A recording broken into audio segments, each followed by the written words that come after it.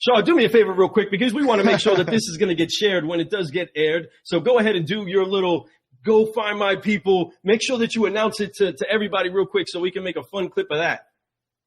Facebook, go find my people. Yes. Woo! Yeah.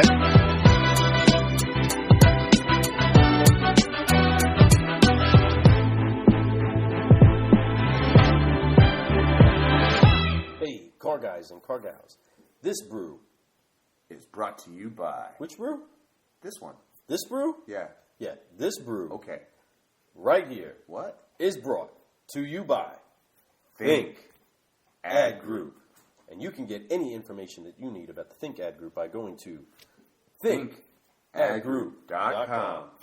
You can connect with some serious solutionaries that will find a way to bring a solution to where it is that you need solutions. What do you think about that? Whoa. Get you some. That's right.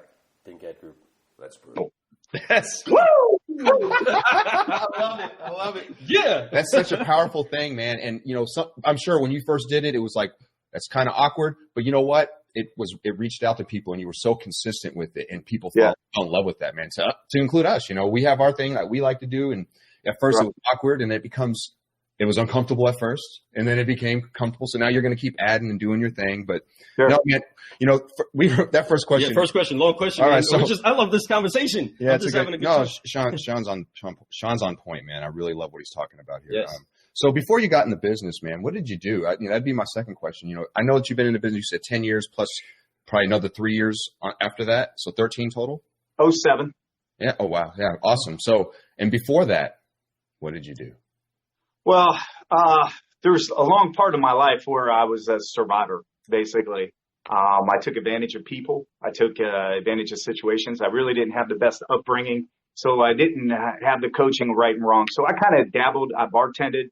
I waited tables. I lived the nightlife. I lived the party life. I lived wherever there was a good time. I got in sales in 97. I was living in Chicago. That was door-to-door sales. It took to me like, white on rice. I knew this was something I was good at. I didn't like what I was doing because I don't like going and getting the customers and working as hard as I had to work to go get them. Knocking on doors in the skyscrapers of Chicago, getting business cards, finding out who the decision maker is, getting through the gatekeeper, getting an appointment, and then closing the deal, right? I liked that. I was good at it, but I didn't want to do that the rest of my life. I didn't see it. I was like, man, this is a hard road.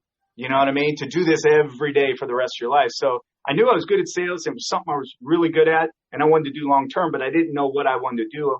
I fell into car sales in 07 because I got a DUI in 05 and found out real soon that I needed to find something out of instead of bartending, that lifestyle. So I dabbled in sales, bartending, did both at times. But I found in car sales in 07 on accident. I didn't mean it. I bumped into it on accident, and it's been the best thing that ever happened to me. I love it. Oh, I love it.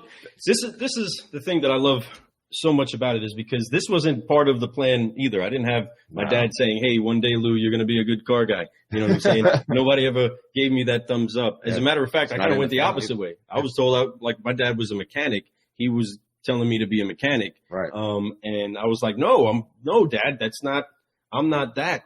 But you found your way to this business like so many others that are coming to this business with gifts and abilities that are finding their way onto a fast track of success because there's people like Shawn out here. There's people like El Patron. There's people like the Subprime Hero, there's many people that are out there that are laying out the information for you to not make the mistakes that they made to learn the valuable information that they have. And I get very passionate about it. Forgive me, folks. That's just how I am.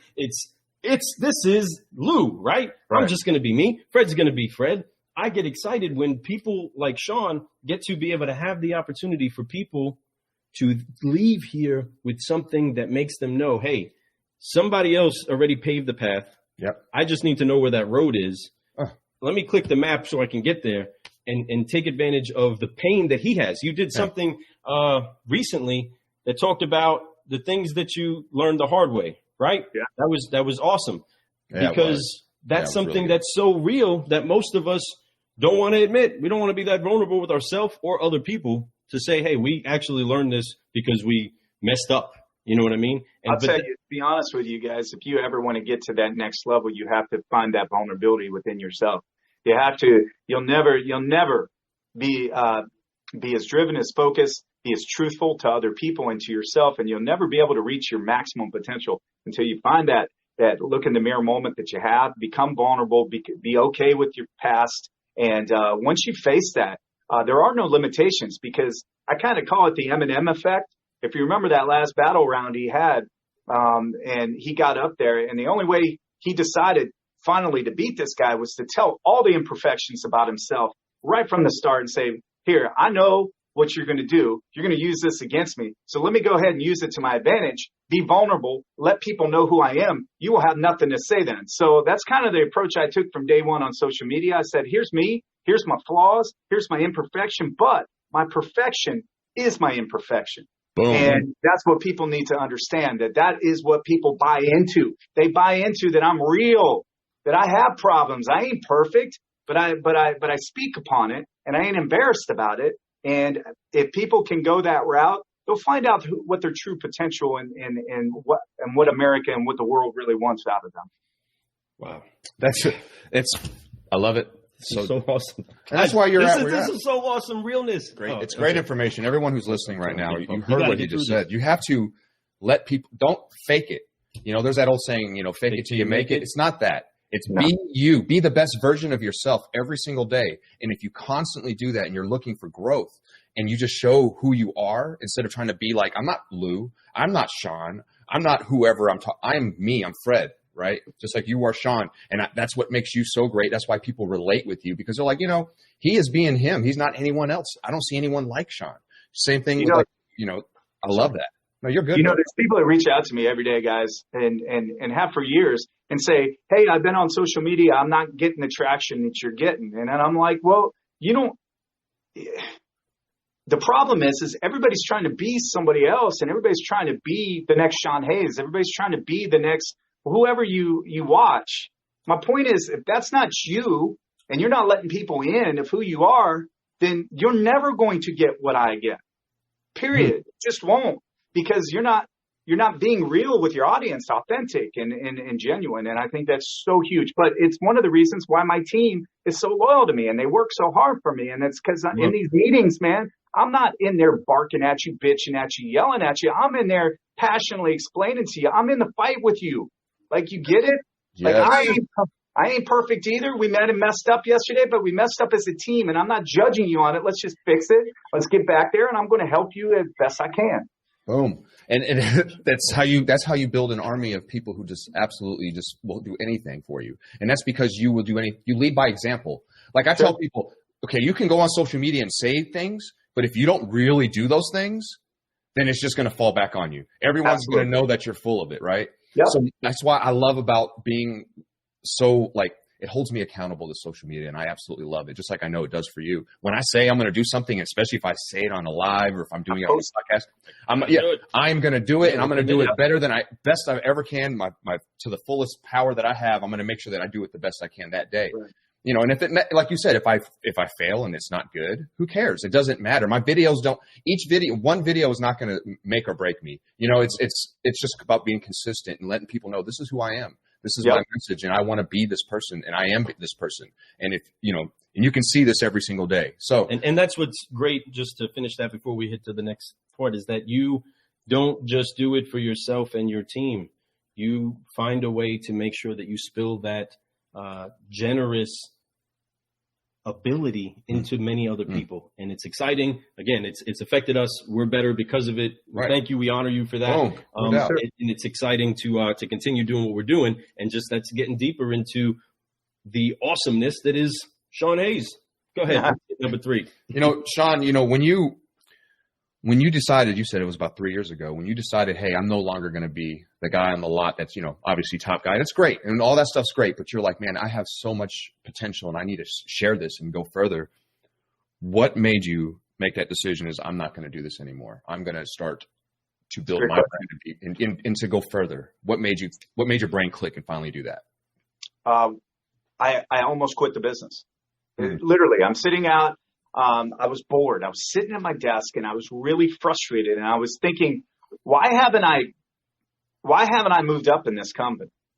Okay. Why haven't I moved up in this company? I've been here just crushing. I worked for Hyundai, 2 different Hyundai dealerships. I was number 1 at both Hyundai stores in 2 different cities. I moved here. I'd been here 5.5 years. The guy above me, both guys above me had been there from day one and they weren't going anywhere.